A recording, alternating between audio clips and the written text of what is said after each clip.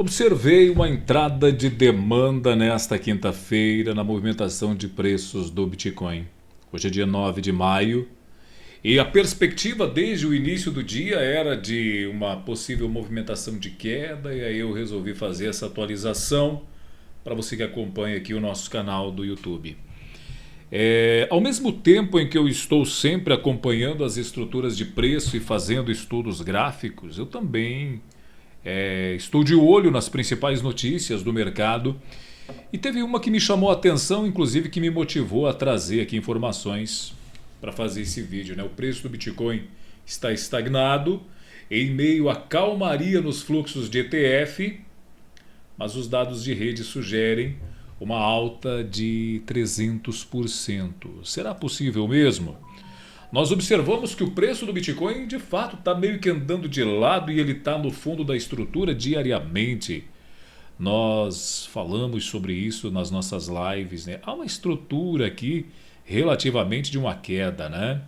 Cenário diário, topos e fundos mais baixos. Porém, você tem aqui, né, uma tentativa de reação nesta quinta-feira. Depois de um movimento de queda, como eu falei, o dia começou forçando a ruptura de uma linha de equilíbrio de 9 períodos. Inclusive ele fez a ruptura dessa linha para baixo, mas o preço não conseguiu operar abaixo da linha de conversão, que é a linha de equilíbrio de 9 dias. E aí, em meio a tudo isso, houve uma entrada de demanda, e eu já vou mostrar para você essa entrada de demanda que aconteceu no início da tarde, entre meio-dia e 13 horas. A partir desse horário, houve aumento de volume em gráficos menores, eu vou mostrar para vocês. Mas sim, é possível, o que diz a notícia aqui, né? Alguns dados de rede sugerindo uma possível alta de até 300%. Também é verdade que há uma calmaria nos fluxos de ETF. Houve que no início, né, a euforia dos ETFs, e aí o preço do Bitcoin estourou lá no mês de janeiro. E aqui é importante nós pensarmos como que o institucional pensa sobre isso também, né? O institucional, o big player, o baleia, seja lá como você queira chamá-lo, esse personagem do mercado, esse participante do mercado, ele sabe que no halving vai ter euforia, e que muita gente que tem talvez menos informações, ou que sejam iniciantes no mercado financeiro, ou que não conheçam todos os conceitos do Bitcoin e do mercado de criptomoedas, eles acabam acreditando naquela propaganda que o Bitcoin vai para a lua. E porque vem o halving, porque é o evento mais importante, porque vem a escassez. Claro, tudo isso é muito válido, porém o formador de mercado, né, esse participante do mercado mais poderoso, sabendo disso, ele aproveita para fazer a realização de lucros daquilo que ele comprou lá em novembro, né? Lá em novembro do ano passado, quando a gente teve a retomada da alta. Aliás, a alta de fato começou lá em setembro, né, de 2022, né? Aqui embaixo, ó, setembro de 2023, perdão. Setembro de 2023, quando começou a alta, e aí em janeiro houve a aprovação do ETF. Tudo isso o big player está ciente, tudo isso o big player está sabendo, o baleia, o formador de mercado, esse participante do mercado mais poderoso. E você há de concordar comigo que ele aproveita essa situação para promover a sua realização de lucros. E aí o mercado faz o quê? O mercado começa a andar de lado, começa a fazer fundos mais baixos. Acontece que aquela venda do formador de mercado aqui em cima, ele está recomprando nessas regiões de suporte. Isso é importante a gente entender. E aí você pode olhar para mim e falar o seguinte: olha, mas eu estou acompanhando muita gente falando sobre 55 mil dólares, eu também estou acompanhando muita gente falando sobre 52 mil dólares, e outro dia foi falado em 44, é possível? Claro que é possível. O mercado é dinâmico. O mercado é dinâmico.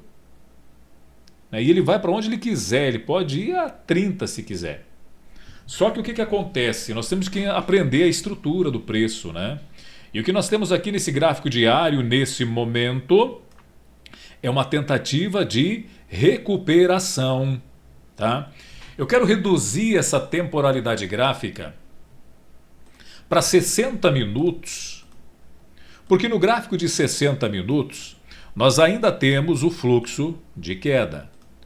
Topos e fundos cada vez mais baixos. Olha, está renovando as mínimas e fazendo com que o topo fique mais baixo. E aqui renovou a mínima mais uma vez. Mas a partir desse ponto houve o quê? Uma ruptura de um topo anterior. É importante isso aqui, hein? Ruptura de um topo anterior. Apesar de que, para mim, o topo mais relevante ainda é esse topo dos 62.700. Mas também é importante a gente falar que o mercado já veio nos 60 mil, né, no dia de hoje, 60.600, rejeitou a continuação de queda e começou a fazer a puxada de alta novamente e já subiu, desde essa mínima, já subiu $1.700. E agora a gente está operando no momento da gravação, ó, 62.275. Então é possível que o mercado suba, faça a ruptura da nossa linha de tendência de queda, teste em algum ponto na região aqui para voltar a subir.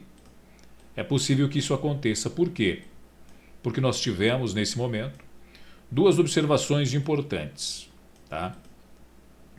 A primeira delas é a ruptura desse topinho aqui, que eu não posso negligenciar o seu estudo. Tá?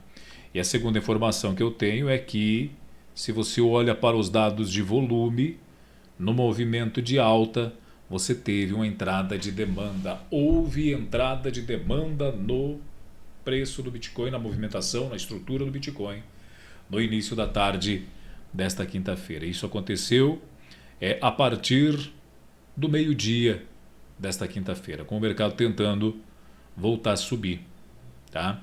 Então, só que esse movimento de alta já está aproximando-se de uma região de sobrecompra no RSI. O mercado já está tentando ficar sobrecomprado. Por isso, é possível que exista algum tipo de recuo para testar as linhas de equilíbrio. Pelo menos é dessa forma que eu observo. E eu preciso lembrar vocês também que isso aqui é bastante subjetivo e o que vale nós ressaltarmos nesse momento é que você tem ainda, né, dentro de toda essa perspectiva de preço, os fractais do Ishimoku fazendo movimentos de queda. Olha, o fractal de 52 períodos é para baixo, o fractal de 26 períodos é para baixo. A linha que mede a onda atual também está majoritariamente caindo, apesar de uma tentativa de recuperação agora aqui. A nossa linha de momentum, que é a nossa conhecida como Chicoio Span, está 26 períodos no passado, ela está abaixo do preço. E aí, nesse cenário, o preço é resistência para ela. E se ela tem resistência, o preço aqui no futuro não consegue se desenrolar. Então, a primeira visão, a partir do momento que você tem entrada de demanda, é sim a probabilidade de uma tentativa de giro. Mas ele pode falhar, porque majoritariamente também temos topos e fundos mais baixos. E aí você tem um nível de preço para o gráfico de 60 minutos em $60 mil, e aí depois um outro nível de suporte em $58.600. Esta é a atualização da estrutura de preços do Bitcoin, com a perspectiva, sim, claro, de longo prazo, para que tenhamos uma alta muito maior. O site aqui está falando em 300%. Os ETFs estão calmos agora, né? Aquela euforia já passou, mas a gente precisa entender que o Bitcoin é muito mais do que uma euforia por conta de um ETF.